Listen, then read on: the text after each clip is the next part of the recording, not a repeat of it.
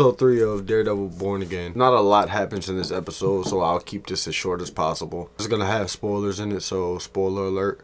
If you haven't seen the 3rd episode of Daredevil Born Again, you might want to go watch it before you watch this video, unless you don't care about spoilers, in which case let's move on. So the majority of this episode deals with the trial of the White Tiger. They sort of skip past the events of the last episode, everything that happened in that last scene. It's sort of glanced over, and that's something that I didn't like. That entire last episode, how it left off, kind of puts Matt in a predicament. The writers just didn't feel like dealing with getting him out of that situation, so it sort of happens off screen.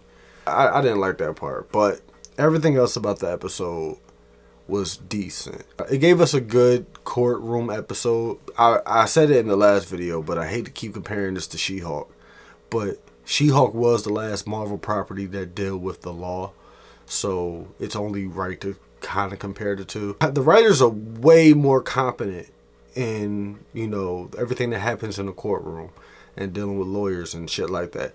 They're way more competent than any of the writers were on She-Hulk. This episode does a great job at making those courtroom scenes as interesting as they need to be in order to keep the audience attention. I like the core aspect of the show. I hate to say that this episode feels like a filler episode, but it kind of does. We don't get a lot of Kingpin in this episode. No Karen, no any of that shit. And that's probably one of my main issues with the series as a whole right now. They sort of hit people with that bait and switch, and it's nothing new at this point for Disney Plus. Bait and switch has been in almost every single project they released. But the bait and switch that we got in Daredevil Born Again, it's almost trolling at a certain point. Foggy and Karen were all over the advertisements for this show. They made it seem like that they were going to be a larger part of the show, not just these tools used to, bring the audience up, bring the audience of the old Daredevil show on Netflix, bring them to this new Daredevil. I understand, it seems like everything that they're doing thus far, they've already sort of touched on in the Netflix Daredevil series. There was something there that they could have done to make those two more of a featured player in this new series, rather than just relegate them to these, what I will consider quick cameos. Because it's not like I don't like the two people who they brought in to replace them. It's so similar to Foggy and Karen that it's impossible not to compare it. With that rant being out the way, episode 3. Now, my main issue with this episode comes at the very end. So at the very end, after White Tiger has been found not guilty, the night of his verdict, he put the costume back on and went right back out in the streets, and he just got shot. I didn't like that. I'm just gonna be honest with that whole thing. White Tiger as a character, I don't like how they did his character.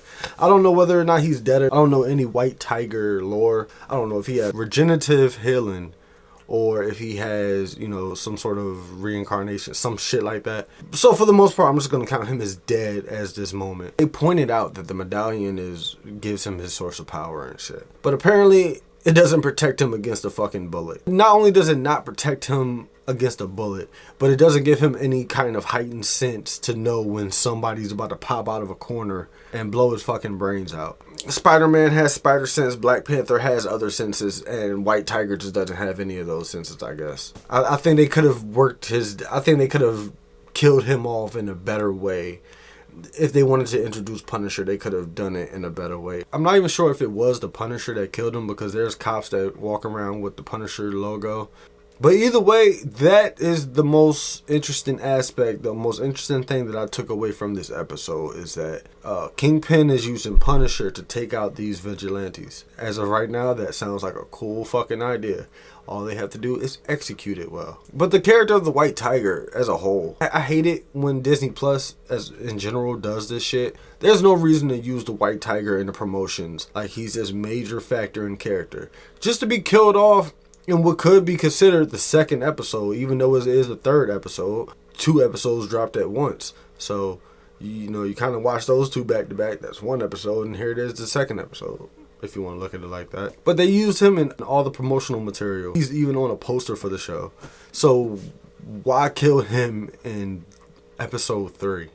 not only kill him in episode 3, but really don't give us, the audience, anything to connect with the character up until episode 3.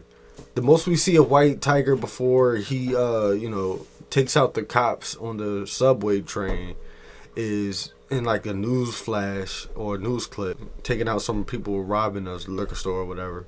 Like, that's the most we got out of White Tiger, the character and shit. I'm sure that there are some White Tiger fans out there. You're pissed right now. I get it.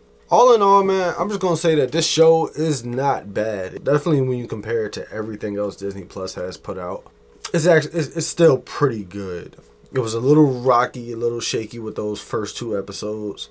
This episode seems to be sort of focused up on one thing, and if they could just handle every episode like that and give us episodes that are somewhat built like episode 3 was, then I think we're in for a pretty good season. With that being said, I'm going to give this episode a 5 out of 5. I was going to go a little bit lower, but now that I think about it and, have some time, I could give it a 5 out of 5. I gave the last episode a 5 out of 5. I can give this episode a 5 out of 5. I like them both around the same. But that's it for right now. Make sure you check me out next week for episode 4.